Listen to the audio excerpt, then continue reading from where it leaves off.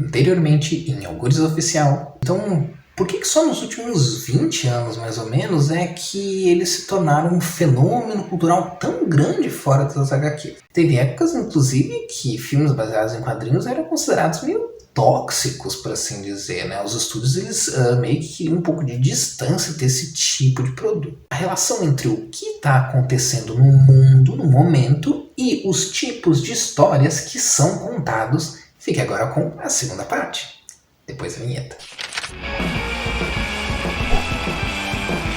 E aí pessoal, tudo certo?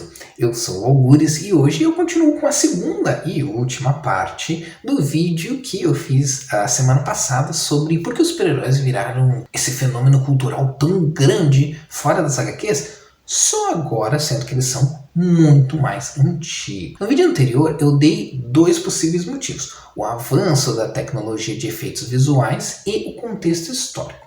Se não viu, eu vou deixar aqui no izinho para você assistir depois. Mas antes de continuar, se você não é inscrito no canal, se inscreve aí e ativa o sininho para saber sempre que eu posto novos vídeos.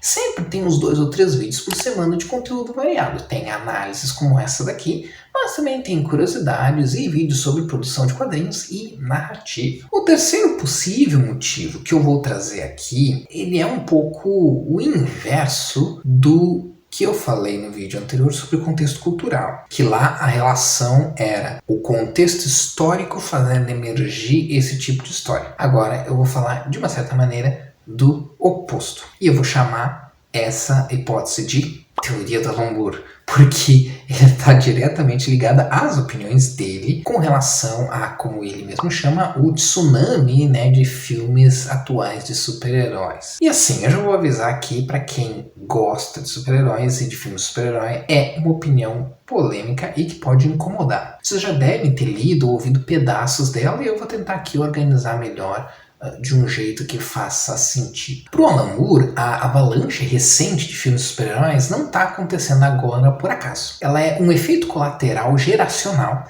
e acontece em resposta a uma geração que não tem coragem de admitir que é a geração que está no controle do mundo, de um mundo bastante complexo e à beira do caos. E por isso se esconde na nostalgia e principalmente na tentativa do retorno à infância. Nesse contexto, o Alan Moore entende os super-heróis como um conceito que remete à infância, e eu já comentei um pouco sobre isso especificamente lá no outro vídeo que eu fiz sobre esse mesmo Alan Moore. Vou deixar aqui no izinho se você quiser ver depois, porque eu não vou focar muito no que eu já comentei lá, né? Eu vou comentar mais sobre a questão sociocultural mesmo. Então, em resumo, a hipótese do Moore é que nós somos uma geração que herdou um mundo merda e não tem a capacidade de admitir que esse mundo agora está nas nossas mãos, e por isso a gente retorna a ideias infantis da mesma maneira que seria, né, aquela ideia de enfiar a cabeça num buraco. E a ideia infantil mais atrativa é, obviamente, os super-heróis,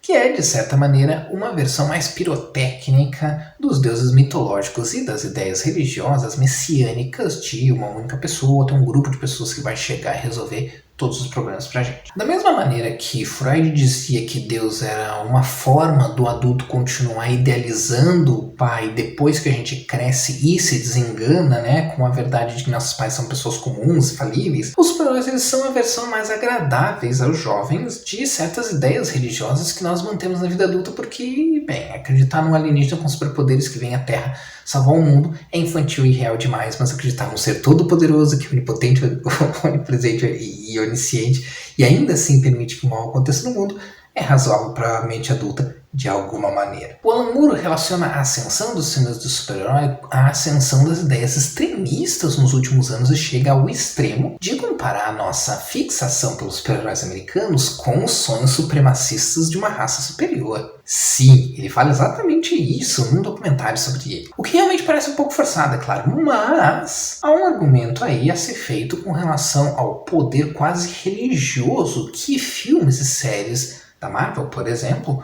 possuem de direcionar seus fãs. Ou vocês passariam a boicotar a Marvel se algo muito grave fosse revelado sobre o ator principal de algum filme e ele ainda continuasse na Marvel? Eu sei, existe toda uma outra questão que valeria um vídeo só sobre isso. Meu ponto aqui é que Os filmes e séries de super-herói hoje em dia, eu sei, existe toda uma outra questão aí que valeria um vídeo só sobre isso.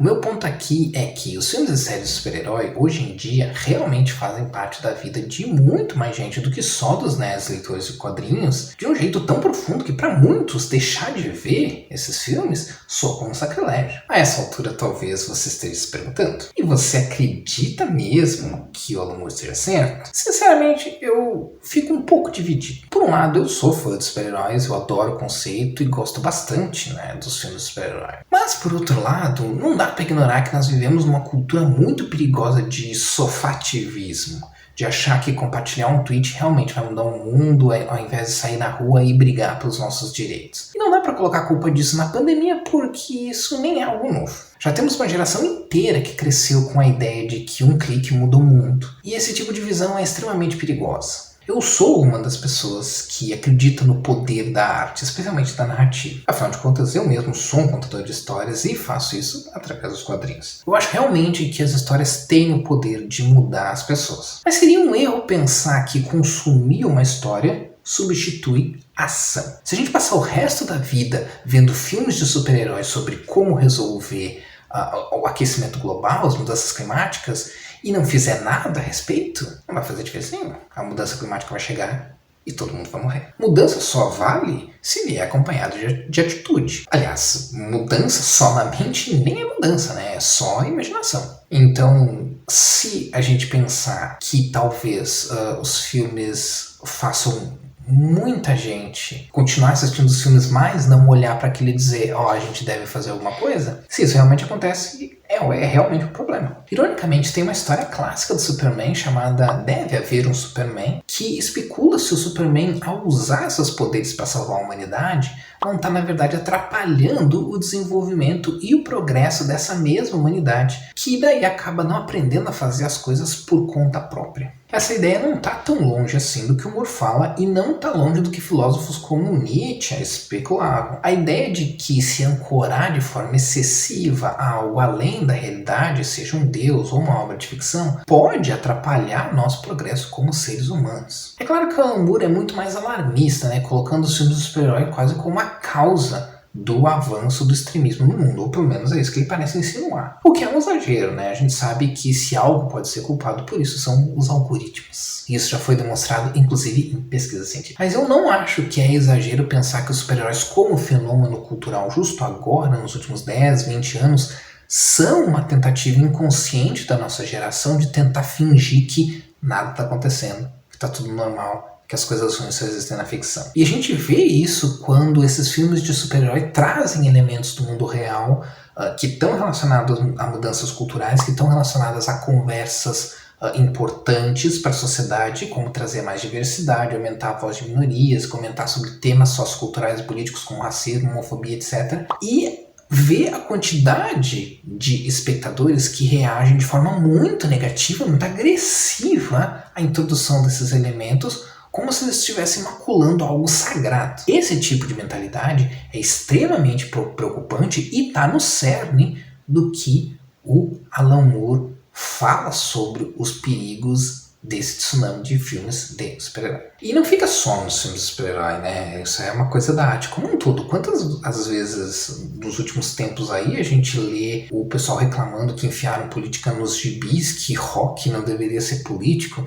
Imagina o nome de uma pessoa para falar um absurdo desses, que rock ou qualquer música não deveria ser política. É um negócio tão absurdo que eu realmente não consigo acreditar que as pessoas falem esse tipo de coisa a sério, que isso não seja piada. Então assim, apesar de parecer extrema e incomodar bastante quem é fã de super-heróis, eu não acho que a gente deveria ignorar completamente o Alan Moore nessa, tá? Eu acho que vale a pena ouvir, vale a pena pensar a respeito disso. Vale a pena pensar se a gente não tá dando muito mais importância pros super-heróis que a gente vê nos filmes do que pros heróis do mundo real, como os médicos, que enfermeiras que ficaram aí em hospitais na linha de frente do Covid, arriscando morrer, enquanto tem um monte de antivacina por aí, um monte de gente que não usa máscara, Então, mais uma vez, super-heróis são ótimos, a arte é ótima, a narrativa é ótima, é capaz de mudar,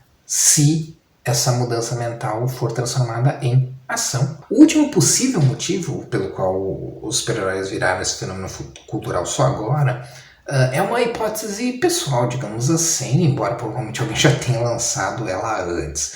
E eu curiosamente comecei a pensar isso depois que assisti o documentário sobre a série do Loki, que eu fiz análises aqui também, né? Na verdade não tem nada a ver com qualquer coisa que o documentário tenha mostrado ou dito, foi só uma coisa que surgiu, que veio na minha mente enquanto eu estava assistindo. E essa minha hipótese é que o conceito dos super-heróis é uma consequência de vivermos em um mundo pós-moderno. Pós-modernismo é um daqueles termos que varia bastante em termos de significado, dependendo da área que você tá. Então eu vou esclarecer aqui o que eu quero dizer com isso, tá? Na filosofia, o pós-modernismo é normalmente visto como a nossa atitude de ceticismo e rejeição em relação às ideologias consideradas modernas, né? Que é o que a gente pode citar, por exemplo, a noção de racionalidade que veio lá com o iluminismo, né, que introduziu, grosso modo, a era moderna e que coloca, né, a racionalidade, a razão, como a coisa mais importante. Eu vou entrar aqui em detalhes porque, bem, é uma longa história, mas podemos dizer, grosso modo, mas muito grosso modo mesmo, que o pós-modernismo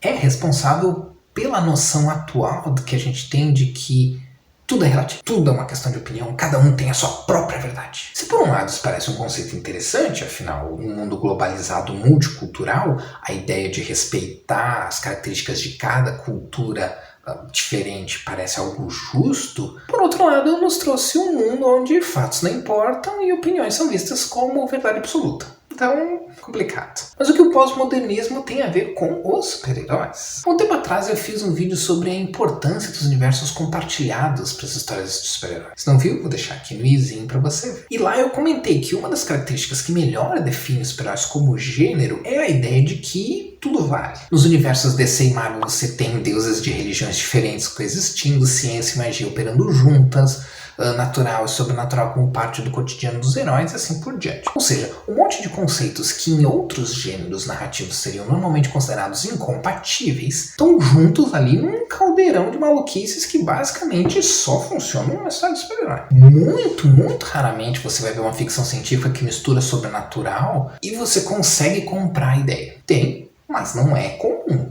Assim como dificilmente você vai ver um filme cristão que mostra milagres sendo feitos por Deus, provando que ele existe, e ao mesmo tempo outra cena ensinando que Allah também existe. Essa mistureba que acontece nos universos do super-herói é o puro suco do pós-modernismo. É um mundo onde cientistas acreditam em astrologia e religiosos usam física quântica para justificar fenômenos sobrenaturais. Então, nesse contexto, as histórias dos super-heróis são perfeitas para um mundo pós-moderno, né? Pois é um reflexo dele. É mundos onde tudo vale. Pelo menos na nossa cabeça. Então se eu fosse dar um palpite, seria esse.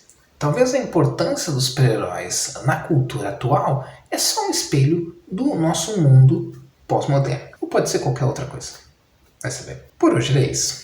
É claro que esses itens que eu abordei são só 3 de muitos outros que eu poderia trazer aqui e talvez todos eles sejam motivos ao mesmo tempo, né? Que outro motivo você daria para explicar esse sucesso todo dos super-heróis justo agora no século XXI? Sem falar dinheiro e lucro. Vamos evitar essa questão que, né, seria óbvio. Comenta aí, vamos debater a respeito. Até a próxima. Eu vou falar sobre uma opção inversa, que é esse tipo de história ser